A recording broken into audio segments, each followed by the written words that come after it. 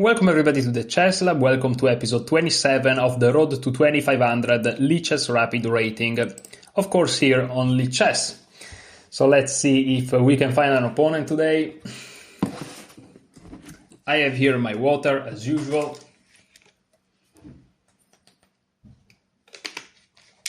And here we have an opponent. Let's play knight to f3. I'm following Nate Solon's repertoire, you can see it here. The repertoire number 2 from the top, 100 repertoires ready, one knight f3.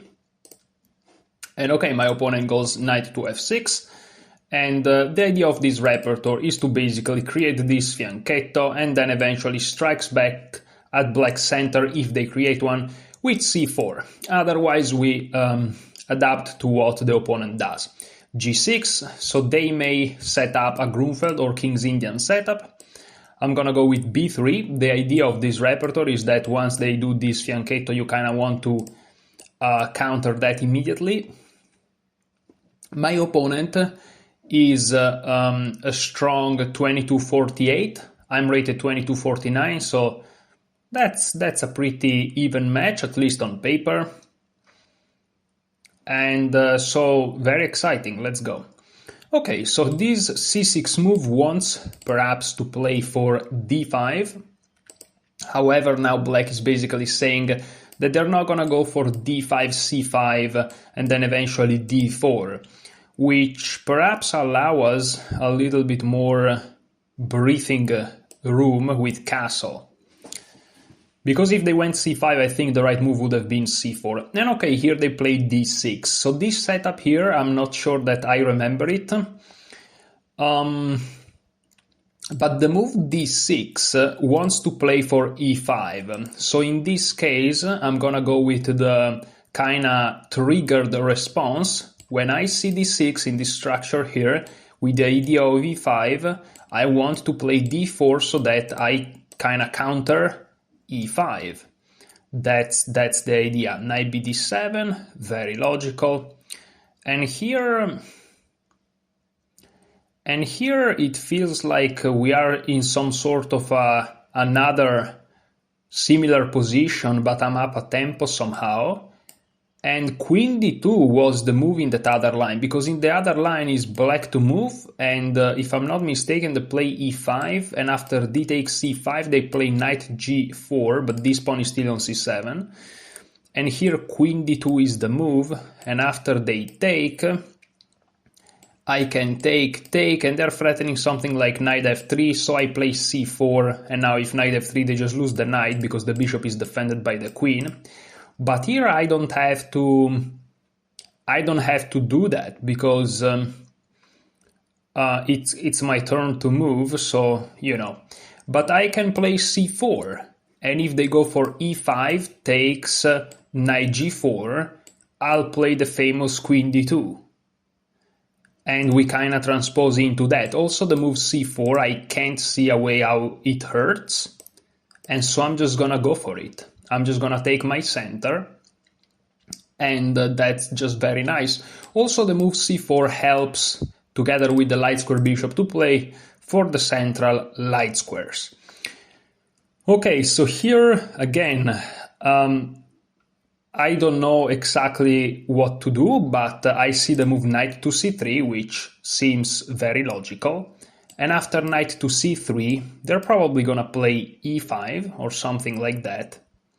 And then I'm gonna take, and then I'm gonna see what they do. If they play knight to g4, I guess I'll play queen d2, and we probably kinda re-enter in those positions. Yeah, let's just go for it. Knight to c3, looks good. I'm also freeing this square for the rook. Okay, now I'm gonna take, that's my reaction. They take with the pawn. Okay, so they took immediately. And here what to do?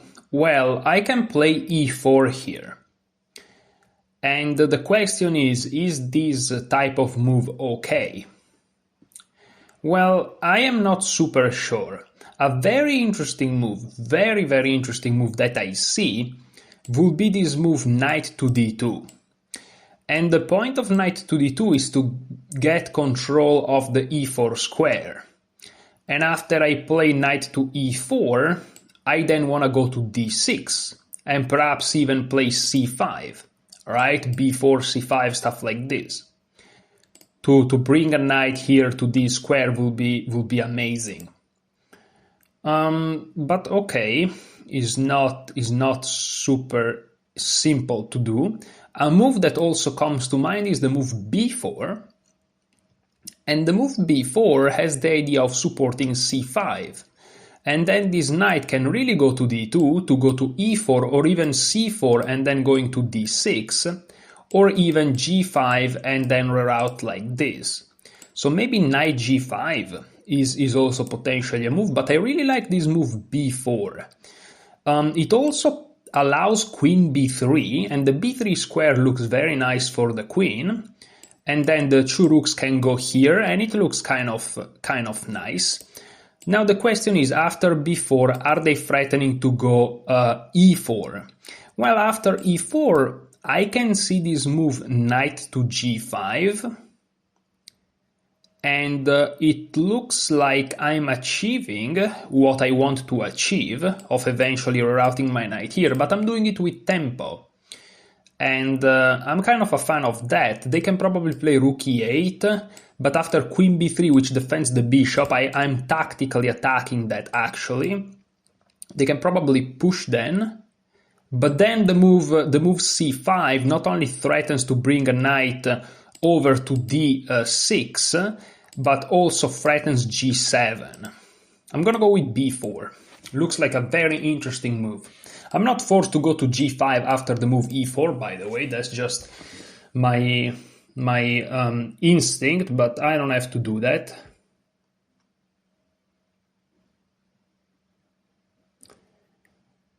Yeah, so the position looks all right. I really like this move b4, and this move, I admit, it's a move that I have taken inspiration from the way that I play against the King's Indian in what used to be my main repertoire, which has nothing to do with this. But of course, still interesting. So here my opponent plays a5, so he's trying to attack this pawn. That's of course a move that was a possibility here. And here, what do I want to do? There are a couple of options. My idea was to simply play a3 here. That was just my point. And I'm not sure what my opponent plans to do after that, so I'm just quickly gonna play it. And I'm gonna see what they plan to do. If they take and take the rook, I can even take with the queen or with the bishop, but in both cases the bishop's gonna be nicely defended. Okay, so here what do I do? So there are a couple of moves that comes to my mind. The first move is c5, obviously. There are more than a couple of moves. The second move is e3, believe it or not, because after e4 I would really like to stop e3 from happening. And the third move is either knight g5 or knight to d2. Those moves all comes to my mind, and they all looks very, very nice. Yes, c5 also. c5 perhaps is a very nice move.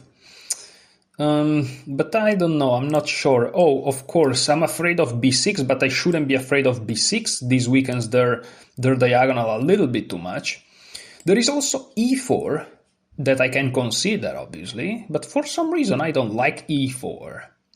Why I don't like e4? I don't know why I don't like e4. This is very similar to another type of... Yeah, e4 blocks my bishop. Yeah, no, e4 is not very good. I could play e3. And if they push, I can jump in, threatening to take this pawn. And what do? h6? Yeah, there is h6, and after I take, they take, I take, the bishop falls. So that's not very good. So after this, I have knight to d4.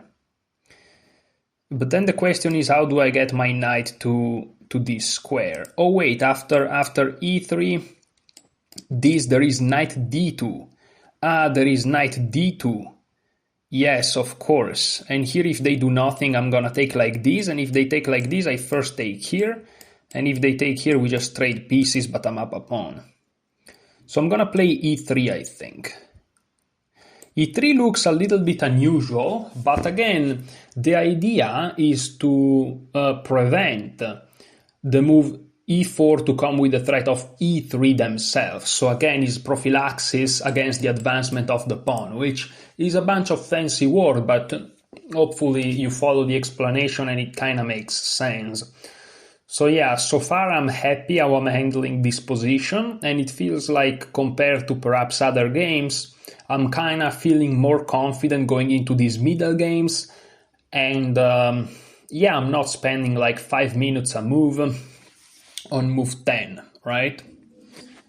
I'm not going super fast either, but it's an improvement.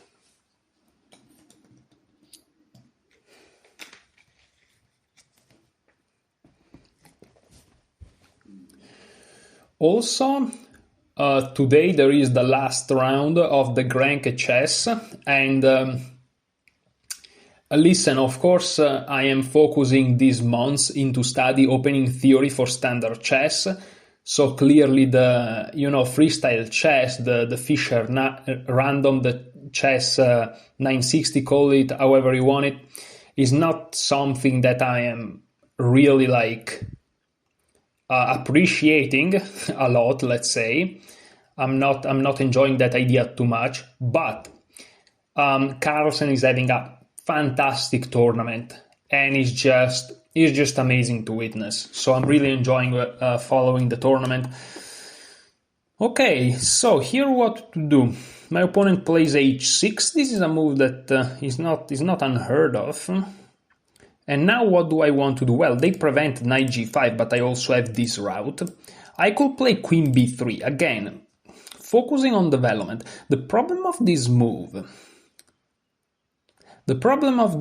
is that in some lines bishop e6 is annoying. Yeah, bishop e6 is annoying. Yeah. So maybe this is actually a race. Maybe I have to go knight to d2 very fast, and then go c5, and then knight c4 to get this guy here. I'm gonna start the procedure, which sounds, a reference to our now beloved Vladimir Kramnik, but no, this is just a sentence. Knight to d2, we are opening up the scope of the light square bishop, which is thematic in this type of openings when you have this bishop here, right? And also I am initiating the c5, knight c4, knight d6 idea that I previously talked about. And yeah, that's basically what is going on. Hopefully you are following so far. I don't think I've played crazy moves thus far. Yeah, I really think I've played logically. And of course, logically when it comes to human chess is different from what the engine sees, and maybe, there has been inaccuracies and stuff like that, but for the time being it feels like my moves are just very logical again. And hopefully this assessment will also reflect from the engine evaluation, even though of course this is not a given. And here, okay, what is my opponent's problems? Well, first of all, I have a clear plan, whereas they really don't. Black usually would love to attack in the King's India, right? They love to attack on the king side, but this is like you don't see it happening here. Now that is really impossible. They can always move the knight and try to go for f5. It's just, it's difficult to pull off. Whereas I have a very clean plan, which is to go c5, knight c4, knight d6, and it just looks lovely. And what else? Yeah, they have a problem here. Let's do it in red. Their light square bishop really struggles to find a square from where it can be developed. And if they play a move like b6, again, in the other repertoire that I have against the King's Indian, Whoa, that's a weird move.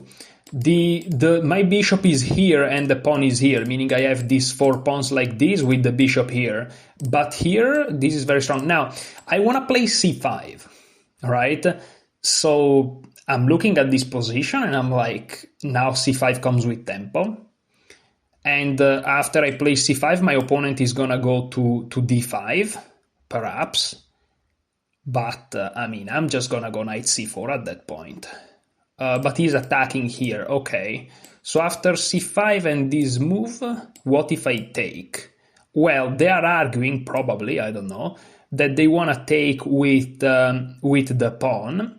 But then we have to do a little bit of an exercise in visualization. And I think, let's actually focus here. So c5, knight d5, knight c4. Well, this will see the fall of the b4 pawn. However, after c5, knight d5, knight takes d5. If knight takes d5, oh, we have the same problem, so no, I can't go in that direction. What if I play c5, knight d5, queen b3? Queen b3 threatening to win a pawn, and if they take, I just take back, and it feels to me that I'm just gonna achieve knight c4, knight d6 no matter what. Oh, but if I play c5, knight d5, queen b3, there is bishop e6. Okay, so things are getting complicated here. Things are getting a little bit complicated here. There is also the option to play c5, knight d5, knight takes, let's say, hitting that pawn. And what if I just sacrifice it? There are lines like c5, knight b2, d5, knight takes d5. I would assume knight takes d5. Let's just assume it. Then I have knight c4, a takes b4, a takes b4, rook takes a1. Let's say bishop takes a1, just to be clear. Knight takes b4, knight to d6, and if the rook moves to the wrong square, let's say to d8, I have ideas like, queen to b3, double attacking a bunch of stuff. And after the knight goes back to d5, I can always play e4 and stuff, and also rook a7 looks scary. It feels to me that I can sacrifice that pawn. Now, what else is there?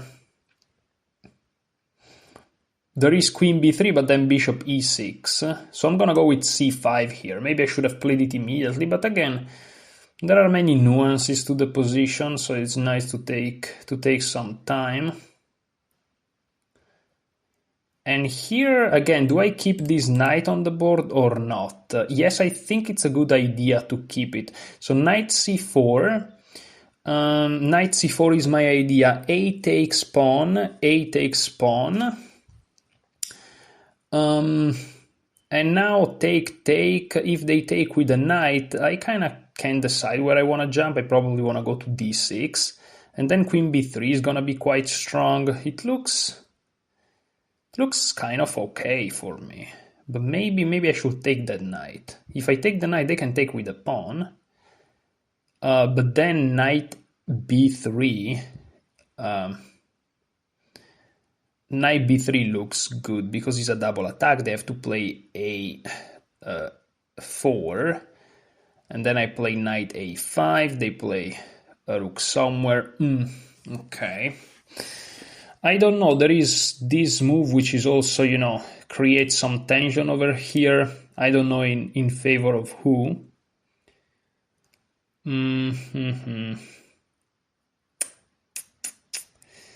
Yeah, I'm encountering some difficulties here objectively.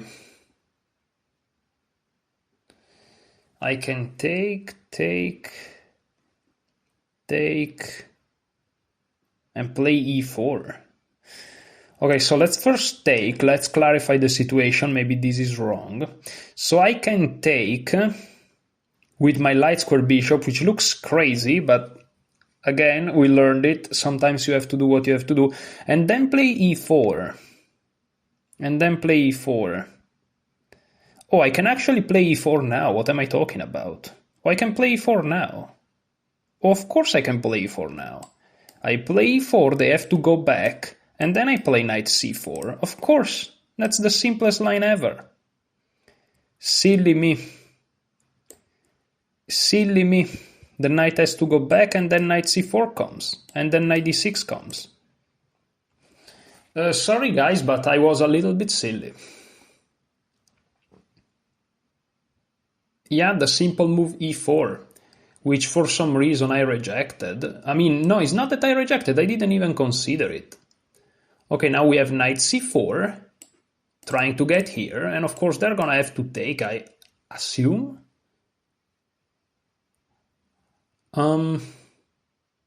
Yeah, that looks okay. But if they take, then all of a sudden this guy hangs on top of all of black's issues. The only problem is that I'm a little bit low on time. However, I'm gonna be honest with you guys, I really enjoyed the way I played so far. So even if in the end I may lose on time, I'm very satisfied of this game because it feels like the theme of this game was middle game, navigation, let's say. And it feels like I navigated the middle game quite properly. It really feels like that. And I'm gonna show you my old main repertoire in against the King's Indian, which involves this plan of eventually reaching the d6 square with the knight, which is a very nice plan. I first was introduced to this plan by Grandmaster Varuzan Akobian. There are some of his amazing videos for the St. Louis Chess Club on YouTube. You can find them yourself. You search Akobian, King's Indian, St. Louis Chess Club, or perhaps you search Smyslov Petrosian System versus King's Indian, Akobian, St. Louis Chess Club. It's a lot of words, but you're gonna find some of the most educational videos on the whole platform. With that system, I defeated a 1950, I think, FIDE when I was 1700, so it was huge for me. And I defeated also a 2100 FIDE, a FIDE master over the board, which was also huge for me. But now I feel like they have to... I mean, they can play bishop e6, they don't really have to take.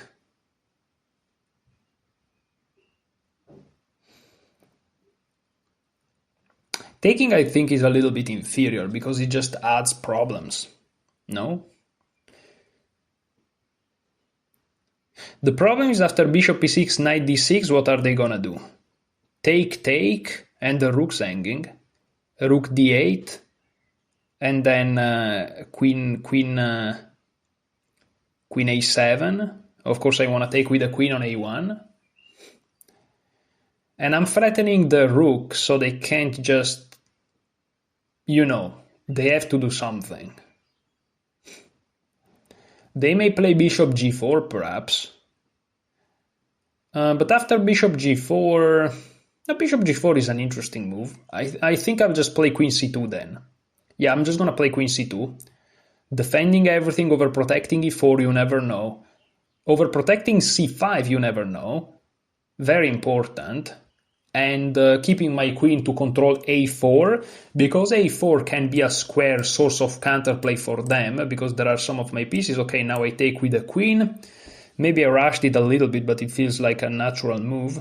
I want to go to d6, I'm hitting e5, I'm threatening bishop takes c5 at the time being, and I'm also threatening rook to d1, a very nice move. Bishop g4 in that case, I will just play... I can actually even play rook d6, I don't have to put a knight there, I can put a rook. But I can play, of course, also f3, very nicely. And then their bishop is in trouble. Yeah, yeah. It's unfortunate that you reach a position which is so dominating and you have 3 minutes, but okay, 3 minutes is not like 30 seconds. So if I play some, you know, not rushed moves, but, let's say, how can I say this? Efficient. Efficient was the word I was looking for. If I play some 4 or 5 efficient moves, meaning speed slash quality stays at a decent ratio, that looks nice. Yeah, big threat. Big threat of bishop takes e5. Big threat on the board. Not easy. Queen a7 is an idea. Rook d1 is an idea. Knight d6, knight b6. And yes, my bishop on g2 is suffering, but also is doing a great job restricting the knight on f6. And also, one big source of counterplay for the opponent in the future is f5. This is never going to happen because they are just opening up everything for my pieces if that's the case. And of course, you can always, after rook d1 and let's say bishop g4 and f3, you can always reroute this bishop once the knight lands here or here to the square c4, which would add pressure together with the knight on d6. This whole concept is really efficient. Of course, the idea of playing knight d6 bishop to c4 is even more efficient in that system that I'm going to show you in the analysis, where your bishop starts from e2 basically in the middle game. Whereas here I would have to reroute it, but again, if you have such a dominant position, does it matter? Probably not. And also I just realized, if they move the knight to defend the pawn, I may hit them with f4. And if they take, they just lose the bishop. That's something. And also f4 may be an idea after knight d6 because, you know, f7 is a thing. Also queen a2, very sneaky, because bishop e6 there is always ideas like queen to a7, and this guy is basically falling apart. So yeah, very rich position. These are also very critical positions, though, something that I've noticed, and I have quite some experience in those type of positions. The problem of these positions again is that it's very hard to convert because they look so amazing. Like visually, white looks awesome, but then you actually try to look for specific moves is harder than it looks. Literally harder than it looks. And so yeah, well, if bishop e6, I know what my move is, which is knight d6. That's easy. What else can they do? No, sorry, bishop e6. I would just take that pawn. Yeah, so knight h7, I can hit them with f4. Is f4 really a big problem? Maybe first knight d6, no? Yeah, knight d6 first, because it also forces the rook to stay to an a very awkward position, because the rook has to keep the defense of the e5 pawn. And then I'm gonna go with f4, with the very banal threat of playing... Okay, but they leave us the pawn, so I think I'm just gonna take it. I think I'm just gonna take the pawn, guys. You know, what to dislike? But maybe f4 is even stronger, because he's arguing, you know, f4, you can't take this pawn, and if you can't take this pawn, what are you going to do? If you sacrifice the rook now, bishop takes, very strong move. Bishop takes, queen takes, forcing a very good endgame, in my opinion. Forcing a very good endgame. So maybe f4 is really, really strong. f4, f6... Takes, looks, it just looks stronger because now I have a pawn here, a passed pawn. But maybe just bishop takes. Maybe just bishop takes is very good. Bishop takes, queen takes.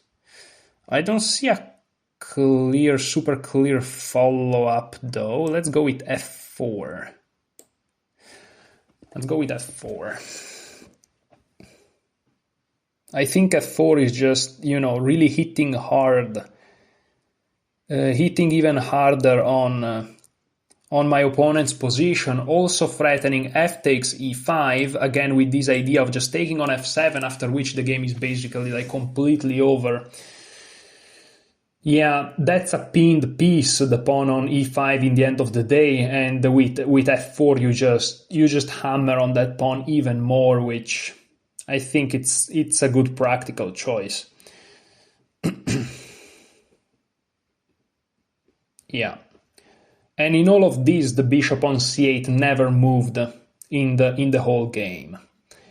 And that is just very sad. My threat again, yes, is to take, which ruins my structure, but I think that this is not the moment to complain about structure, since here, this is quite catastrophical. The only issue is that after bishop e6 they may actually kind of consolidate, but then this pawn stays here forever. And I can even play h4 to completely cementify this knight, and then queen a7 or queen a7 immediately is probably awesome. And let's see. I'll think about it.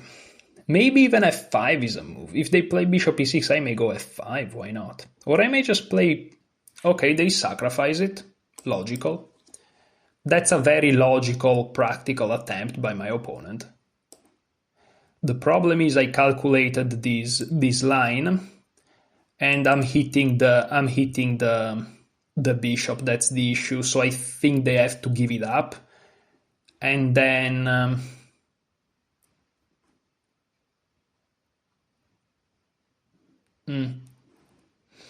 here I thought I have this move simply because after queen takes I thought this just wins the bishop, but they can actually drop back. Yeah, but this has to be losing, no? Do I open this? Do I open this line? And if they take... Yeah, this is all of a sudden not so obvious,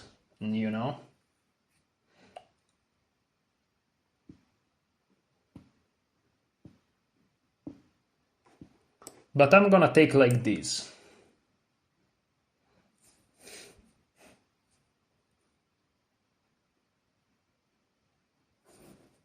Because now I have a very nasty idea,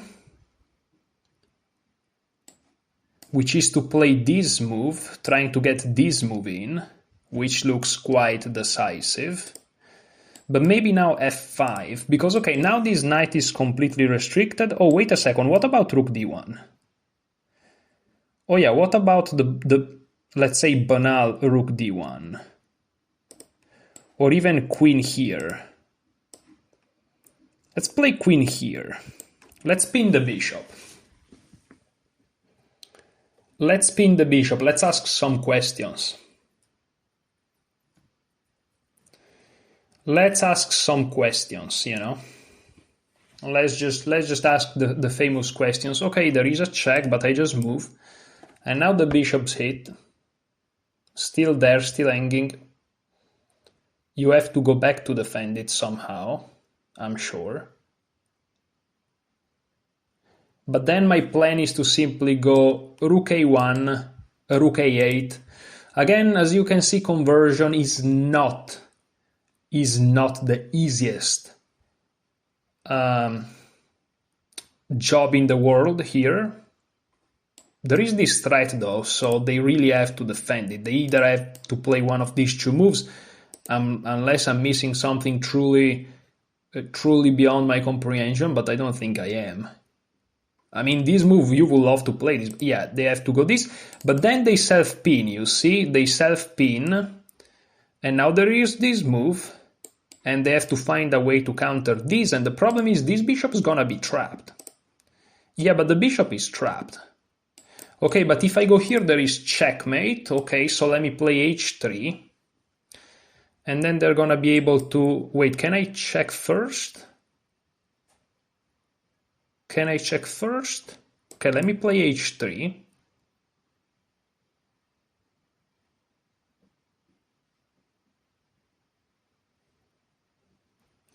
because this move is still a threat, because if the bishop moves, there is still checkmate on h8. So I just realized that, yeah, it's still not so easy. Like, for example, this move, I think there is this, and if the bishop moves, there is checkmate. So, yes.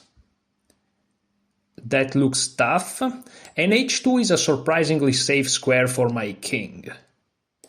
Yeah, I was about to blunder mate, but thankfully I saw it. And rook a8, it feels like is happening sooner rather than later, as my friend Sam Shankland will say.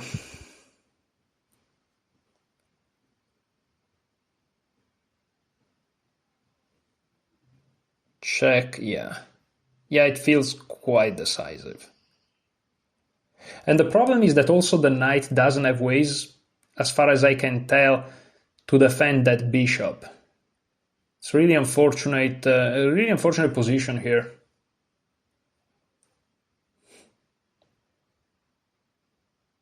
Yeah, rook a8, it feels like it's just coming, and it looks just decisive.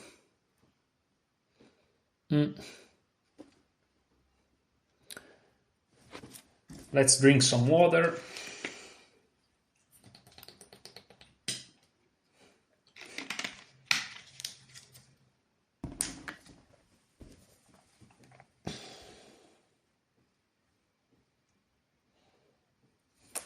If I win this, this is one of my best victories so far, because this was just outplaying my opponent from the beginning to the end. I just have to make sure I don't blunder some tactics, you know.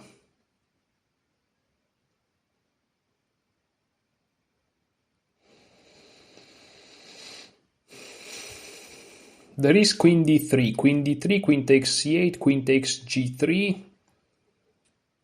rook a8, queen e1, king h2, and the checks are over and threat of checkmate is performed, and it's over.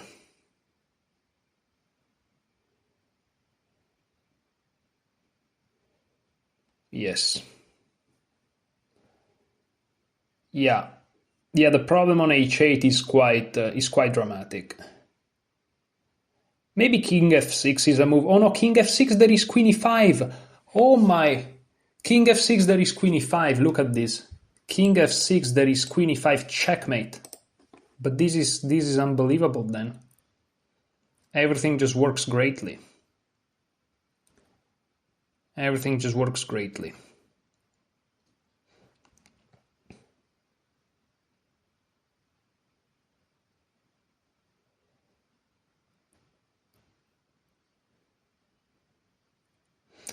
It's not so easy still, because I think they can play something like h6, and after this there is check, king h2, and they just move the bishop. But then I can start to take pawns. Okay, they go here. So here I have that move. So here I have two options. I can go here, check. Oh yeah, no, it's checkmate now. Okay, yeah, I can go here. So check here or here, and I'm fine. Yes, this should be fine. Yeah, check, I just move and I'm winning. Check, king h2. Yeah, this is now over because they don't have escaping squares and h8 is mate. My idea behind h5 is that at least they have an escaping square, but this is now just over. The bishop cannot move. There are no checks, and the bishop is pinned to checkmate. And I'm already up an exchange, so this is probably a resigning moment, and I'm expecting resignation. And okay, they allow the checkmate, which I will indeed do. GG to my opponent. Again, I don't like it when they type to me GG after crushing me, so I tend to not type it myself. Maybe I'm a little bit weird. Maybe people appreciate if you type GG when you beat them. I don't know. In the doubt, I don't do it. But that was a fantastic victory. This is one of my proudest games here. This is one of my proudest games. Now I'm gonna look at the accuracy. I really hope it's high. I expect it to be high, but I'm often surprised in these engine evaluations here. But I expect this to be very high, and this is one of my favorite games that I've ever played. This is truly one of my favorite games. The accuracy is gonna decide that too, but we'll see. Okay.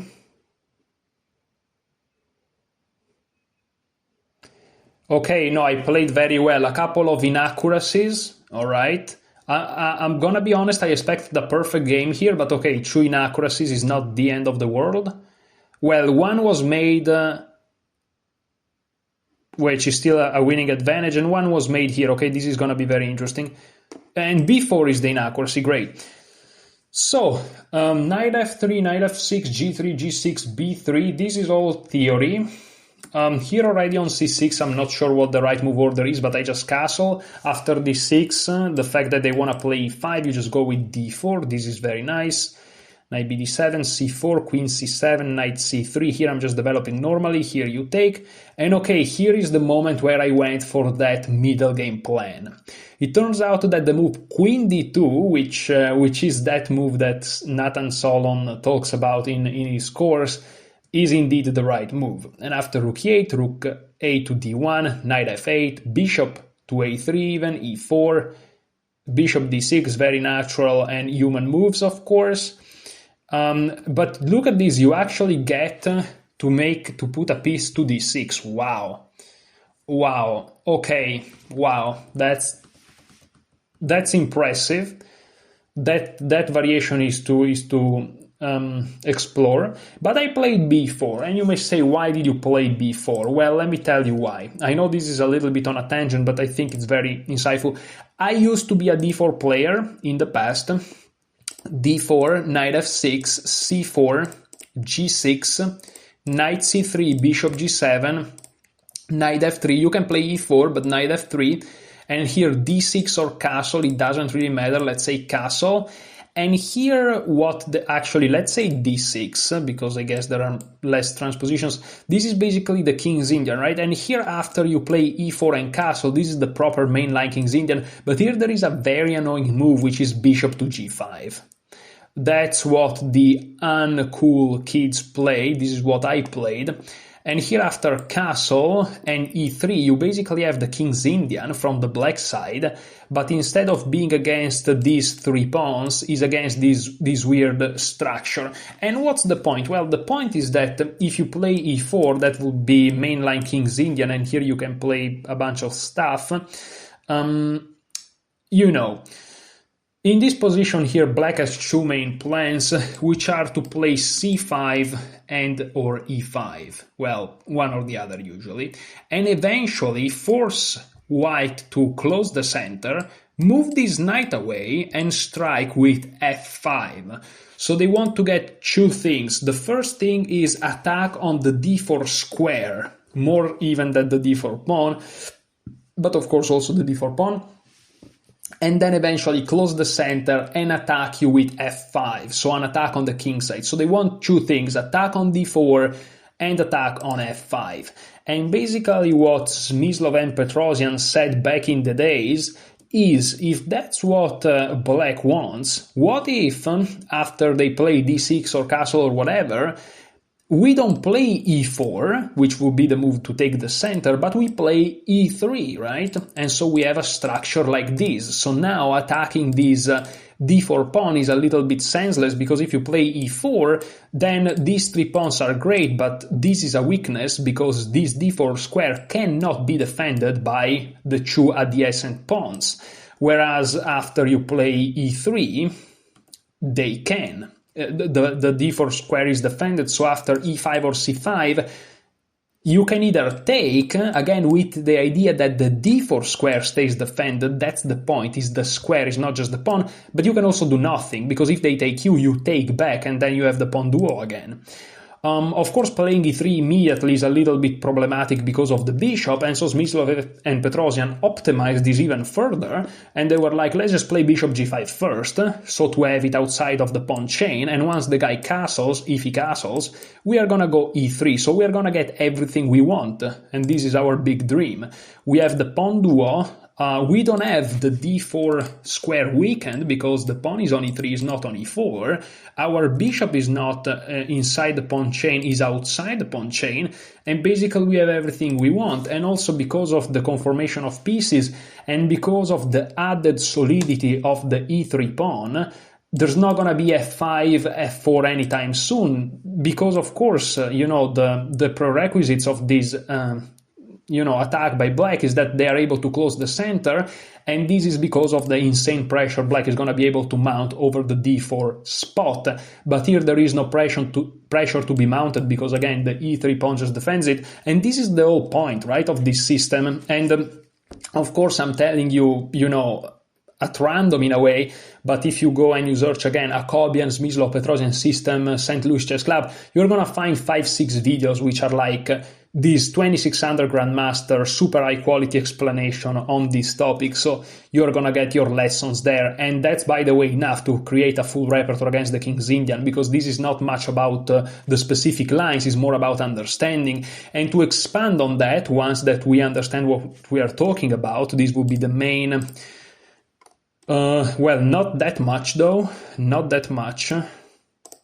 Okay, that will be the main position. So let me delete this. Okay, so this will be the main position of the Smyslov Petrosian system. And here, one of the main lines is c6, bishop to e2. That's the big difference with what I played. Knight bd7, castle. Queen to c7. If you want to be really precise, I think queen c2 before castling, because there are some tactics if they play h6, g5, knight h5, involving knight takes g5. Like, for example, here, I think queen c2, after knight b7, I think queen c2 is more precise, because if they go this, and this, here you have knight takes g5 trick, and now you're attacking their knight, so if they take back, you're attacking their knight, but if they take your bishop, they get checkmated. That's the point, so the queen is required to be on c2. Yeah, I really remember this because I watched those 4, 5, 6 lessons like a billion times. I really enjoyed them, and I know this quite well. So here the main move is queen c2, I think, and here after something like queen c7 and castle, here black can play basically whatever they want to do. Often they play h6, sometimes they don't, sometimes they play a5, sometimes they don't. But if they play very vanilla, something like rook e8, let's say, you're just gonna go rook f to d1 or rook a to c1, it doesn't really matter. They may play something like b6, maybe they don't want to push, I don't know, it's just to showcase the idea. And after something like bishop b7, what's kind of a big point? The big point is to try to get b4 in. That's the idea, to get eventually c5. And okay, here with the b6 pawn perhaps it works a little bit less, but you can imagine take, and if they play e5, let's say that they do, takes, here you can see that under the right circumstances you can play this move, and then this guy here reaches d6, right? Even after take, if you're able to keep the pawn, not that it's very easy, but if you are able to, you can get this, right? And so there is all this method of trying to get the knight to d6, and black tries to stop you. And yeah, listen, this is just a great system. Now, it's not just before you go too crazy, because if you're a d4 player, you think this is literal gold because you're gonna crush every King's Indian player ever. Is not so simple. For example, the engine thinks that bishop g5 is already an inaccuracy, because objectively speaking, the King's Indian is inferior for black, right? If you get the 3 pawns, this is objectively the best thing to do. But I think that practically speaking, if you're not playing against 2700 super geniuses nerds, I think that bishop g5 is great. Practically is great against virtually anybody. And the other problem is that the main plan for black against this setup is not to go for c6, knight bd7, queen c7, sorry for the arrows, and e5, like we saw here. something like this. But is to go for the move c5, and very early on too, like already here c5 or something, and here you have to either take and go into a very simplified position, and if you're playing white, especially against lower rated player, you may not like this, but also like if you push, then you enter in some simil Benoni perhaps with this bishop, which all of a sudden is very strong, and yes, in a way you are kind of, on quote, of course, refuting the King's Indian, right? Because again, there is no attack on d4 specifically, and kingside attack, but you're still allowing something else. So it's not that these first moves by black are refuted, you know? Perhaps you are forcing black to stop his idea of playing e5 and f5. Yes, this you are achieving, in my opinion, right? But you're not refuting this setup by black. Not even close. Like, they can find other very interesting ways to play. This is just to give you the overview, and again, the whole point is that after this whole thing, you want to go eventually b4, right? With this idea of playing c5 and getting something to d6. This was basically a lesson on how to play against the King's Indian in a way, but a semi-lesson, let's say. And this is what I've done, right? I recognize that this was the setup that black was having, and so I'm like, let's go for this plan. And as you can see, is not the right plan, which is very interesting. Of course, there is a difference here. The difference is that this bishop should be here, and the pawn here and the pawn back here. And also this bishop would be here, which is huge. I don't know why I didn't consider that as a difference. So there are many differences, right? Already b3, b4 comes into tempi. So there are many things that are different, but still, even here, b4 is not too terrible. It's just an inaccuracy, right? Considering that you are wasting quite some tempi compared to the other main setup, I would say that the other setup is quite good. So, okay, but again, you don't have to take my word for it. There is Varuzan Akobian, 2600 Grandmaster from the United States, which is a big proponent of it. Zmislov and Petrosian were the first ones to really put some work into it. So, take their word, not mine. Okay, so a5 was played by my opponent, a3, rook e8, e3, h6, and already my opponent played h6. H6 doesn't seem to be the worst move in the world, but this shows you that if h6 is the best that they have, it's tough to play. Again, this is a very good practical plan. I'm not just talking about the bishop g5 system. I'm talking really about this idea of playing b4, c5, and a knight somehow get to this square, right?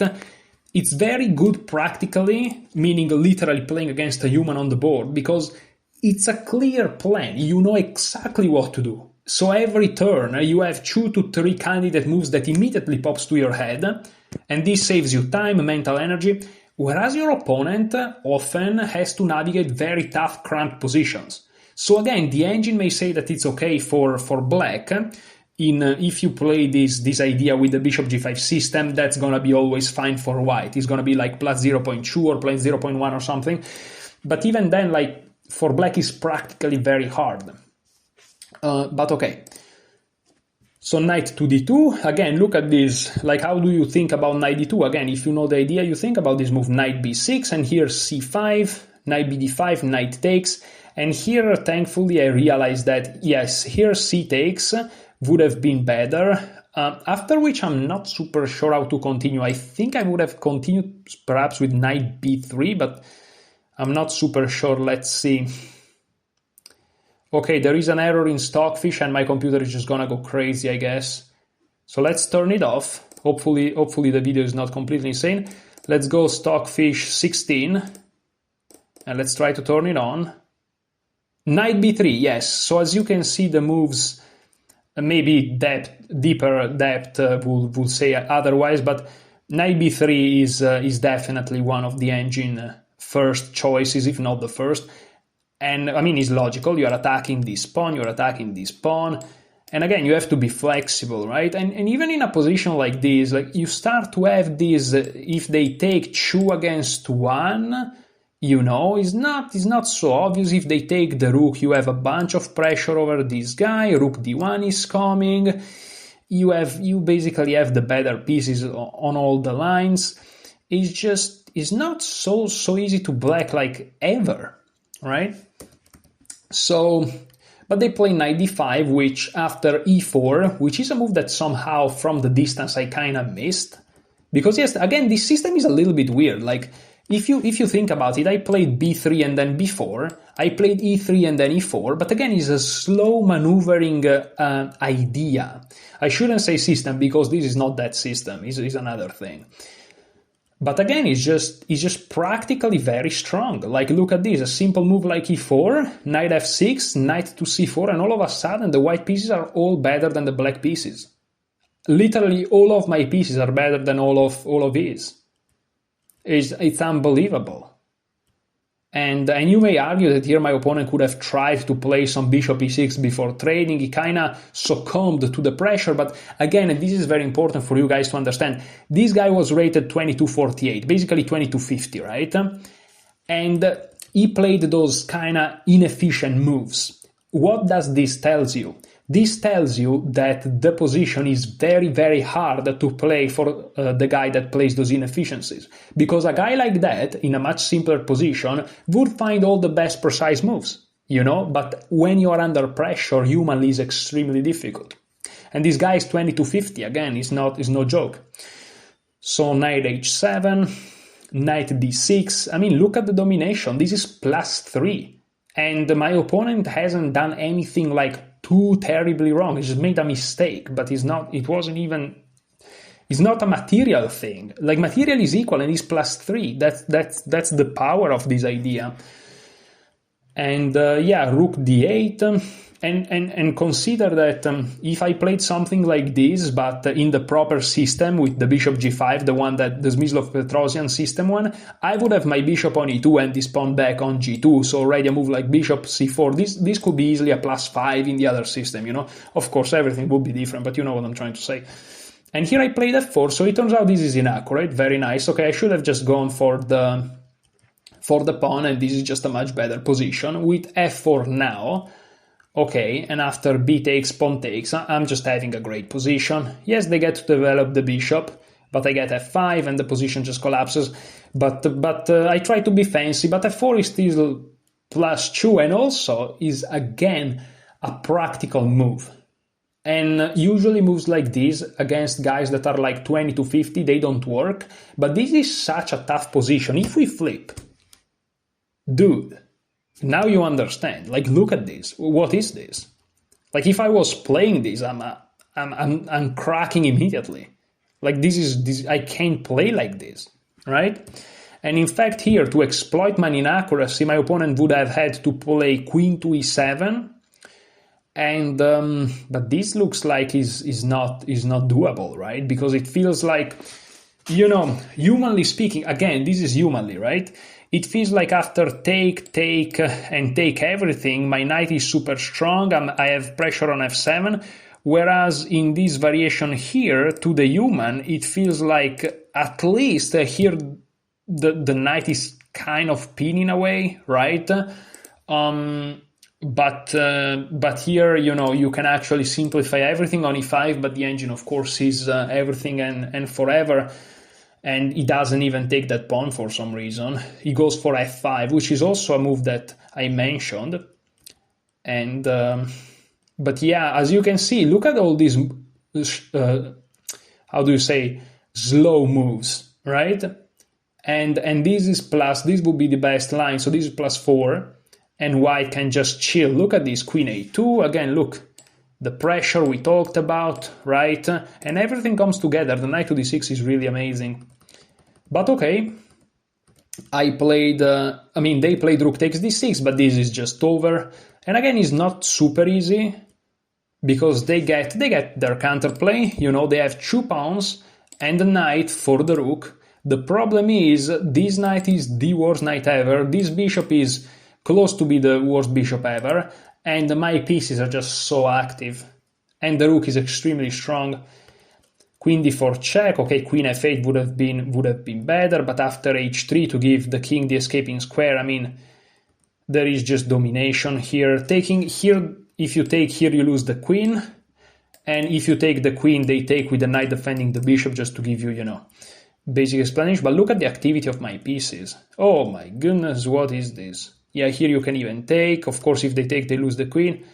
And so you take back one pawn, and once you take back one of those two pawns, it's basically over.